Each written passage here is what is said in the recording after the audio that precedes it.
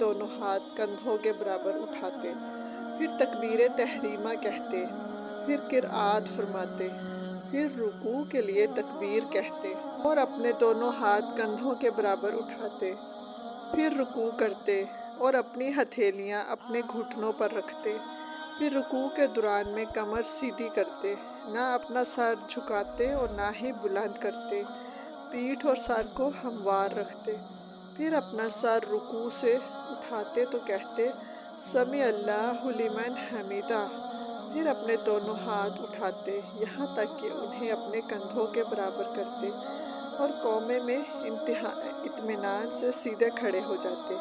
اور اللہ اکبر کہتے اور زمین کی طرف سجدے کے لیے جھکتے اور سجدے میں اپنے دونوں ہاتھوں کو اپنے پہلوؤں اور زمین سے دور رکھتے اور اپنے دونوں پاؤں کی انگلیاں کھولتے اس طرح کہ انگلیوں کے سرے قبلہ رخ ہوتے، پھر اپنا سر سجدے سے اٹھاتے اور اپنا بایاں پاؤں موڑ کے بچھا لیتے، پھر اس پر بیٹھتے اور سیدھے ہوتے یہاں تک کہ ہر ہڈی اپنی جگہ پر آ جاتی، پھر دوسرا سجدہ کرتے، اللہ اکبر کہتے اور اٹھتے،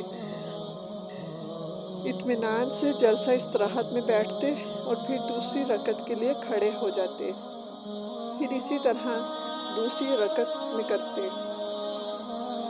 پھر جب 2 رکعت پڑھ کر کھڑے ہوتے تو اللہ اکبر کہتے اور اپنے دونوں ہاتھ کندھوں کے برابر اٹھاتے جیسا کہ نماز کے شروع میں تکبیر اولیٰ کے وقت کیا تھا، پھر اسی طرح اپنی باقی نماز میں کرتے یہاں تک کہ جب وہ سجدہ ہوتا جس کے بعد سلام ہے، یعنی آخری رکعت کا دوسرا سجدہ، جس کے بعد بیٹھ کے تشہد، درود اور دعا پڑھ کر سلام پھیرتے ہیں تو اپنا بایاں پاؤں دائیں پنڈلی کے نیچے سے نکالتے اور بائیں جانب